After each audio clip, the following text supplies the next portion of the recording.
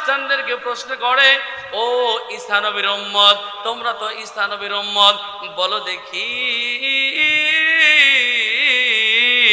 তোমাদের নবী ঈসা, তোমাদের নবীর মুজিজা কি? খ্রিস্টানরা সুন্দর করে বলে দেয়, আমাদের নবী ঈসা আল্লাহ পাক তাকে অসংখ্য মুজিজায় মুজিজিত করেছিল। এর মধ্যে উল্লেখযোগ্য মুজিজা, তার নাম হলো ঈসা আলাইহিস সালাম কোন অন্ধ মানুষের চোখের মধ্যে হাত বুলাইতে দেরি হইতো, চোখ ভালো হইতে দেরি হইতো না। ঈসা নবীর উম্মত যারা, তারা বলতেছে কুরাইশদেরকে, আমাদের নবী ঈসা তার মুজিজা হলো তিনি কারো চোখের মধ্যে হাত বুলাইলে, অন্ধ মানুষের চোখে হাত বুলাইলে আল্লাহ পাক তার সাথে সাথে চোখ ভালো করে দিত।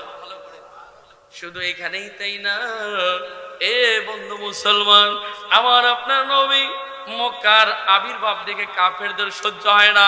ইহুদি খ্রিস্টানরা আরো বলে, আমাদের নবী ঈসা কুষ্ঠরোগ, ওই জামানায় কুষ্ঠরোগটা খুব ভয়াবহ ছিল।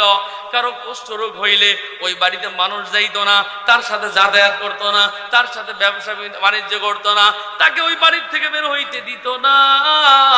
আজকে দেখেন আমাদের যুগেও 2020-21 কথা কন না, করোনা আসছিল না, নিজের ছেলে বাবার কাছে যায় নাই, নিজের মা তার সন্তানের কাছে যায় নাই, করোনার ভয়ে আপনাদের কাছে জানতে চাই, করোনার কোনো ক্ষমতা আছে? এই জোরে বলেন আছে? বাংলাদেশের প্রত্যেকটা মসজিদের ইমাম হাজার হাজার মানুষের সাথে মুসাফা করেছে। আমি তো পাকুইটা কেন্দ্রীয় মসজিদে ছিলাম, আমি আমার জবান দিয়ে কোনোদিন বলি নাই মসজিদে ফাঁকা করে দাঁড়ান, কথা কয় না। করোনার ক্ষমতা আছে? আল্লাহ বলে আমি মাধ্যম কিয়াও দিতে পারি, মাধ্যম ছাড়াও দিতে পারি। আমার ভাইরা, ঈসা নবীর উম্মত বলে দিল, কি বলে দিল?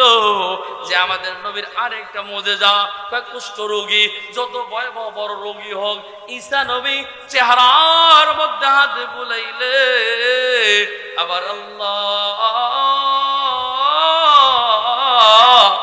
সাথে সাথে ভালো করে দিত। আরেকটা